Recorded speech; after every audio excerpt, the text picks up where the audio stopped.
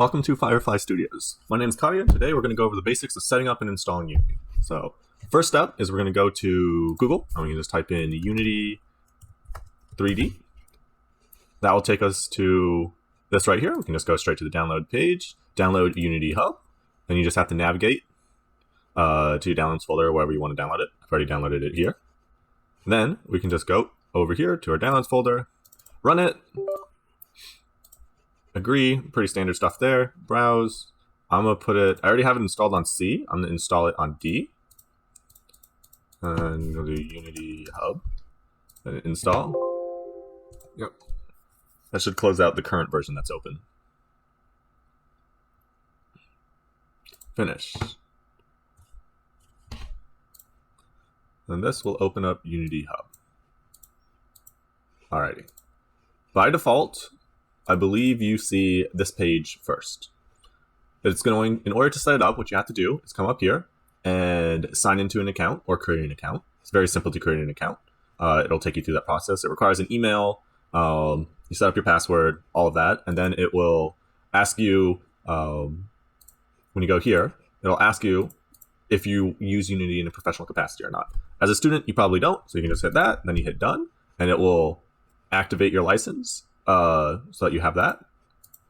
Currently, I have a paid version, so I have this license. After this, the next step is to go over to the Installs tab. This will be empty. There will be nothing located here. We're going to go to Add, and then you'll come up with this screen. Select the latest LTS release. This is what I recommend. The LTS stands for Long-Term Solution. This will be supported for a long period of time, and also allows for you to not have to worry about anything breaking with updates.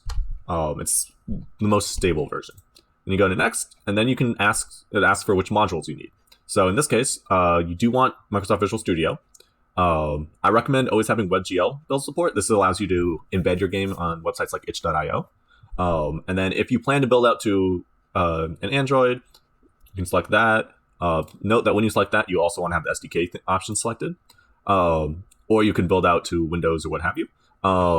On an Apple computer, it's going to be the same thing, except you can do the iOS options. WebGL works on both platforms. iOS will not work on a Windows computer because it requires Xcode.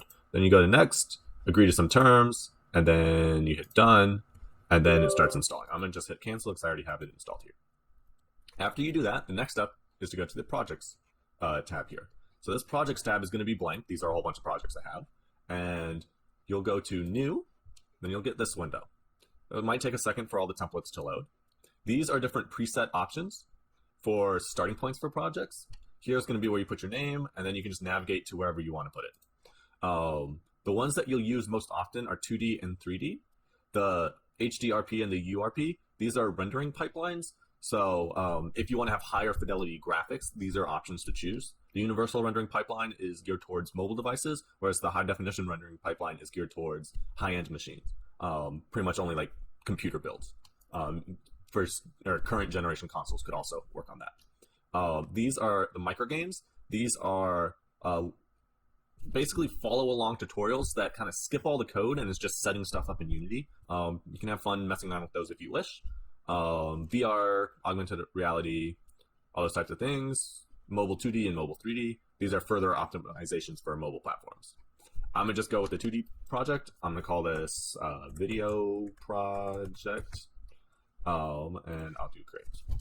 In Unity, there's not a huge difference between 2D and 3D, in that Unity is a 3D engine first. The 2D is just kind of built on top of that. So things still refer to how the 3D engine works with 2D. There's just a whole subset of things that are unique to 2D that you don't have access to in 3D.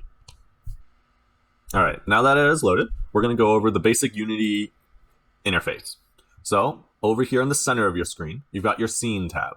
So the scene tab contains anything that exists in your world, and this is where you edit things and create things. On the left side, we have our hierarchy. This hierarchy right here will have a list of everything in our game world. So by default, we have a main camera. That is it. And if you notice, if I drag and select here, it'll select the main camera. And if I click over here, it'll also select the main camera. That brings us to the next part over here. This is the inspector. So this is where any details about what makes the main camera a main camera exist.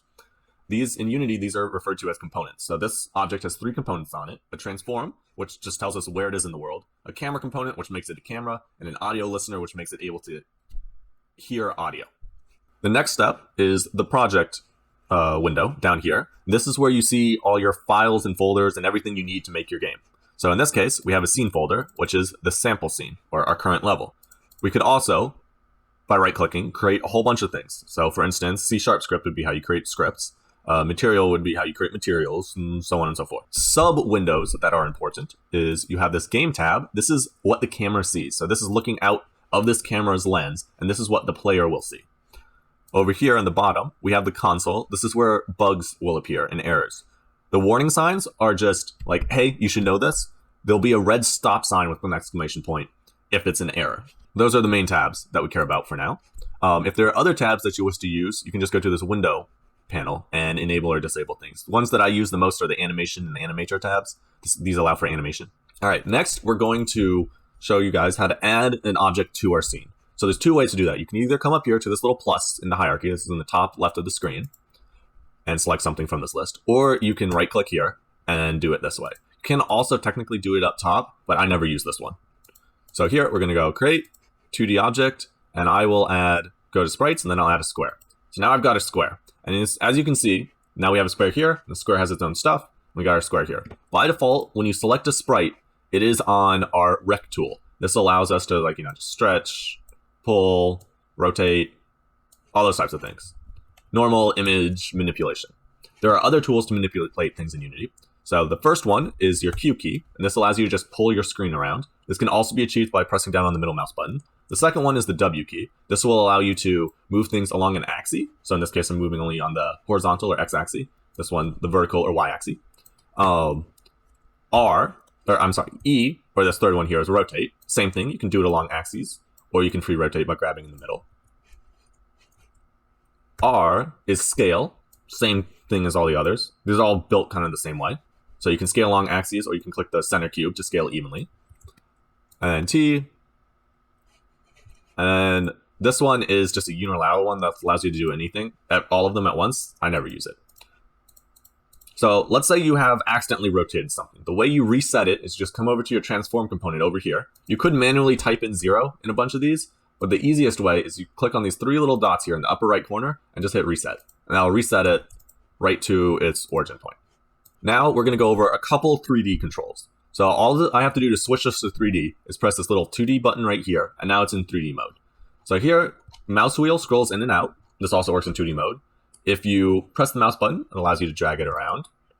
If you right-click and drag, this will allow you to turn the camera. And while you're doing this, you can press WASD, and then Q and E to navigate like you would in a normal game. So W forward, S backwards, A left, D right. Q lowers the camera, E raises the camera. You can also select an object and press F in any mode, and it'll focus the camera on it. It's very useful for if you get super scrolled out and you're like, I don't know where my level is. You can just select something here and press F and you'll zoom in. All right, that is a basic introduction on how to set up a project in Unity and how to use it. Thanks for taking the time to watch this video. I will be continuing the series of Unity fundamentals that will cover all the basic components of C# and Unity at a very introductory level. Let me know if there's anything in particular you're interested in the comments, and thank you for your time.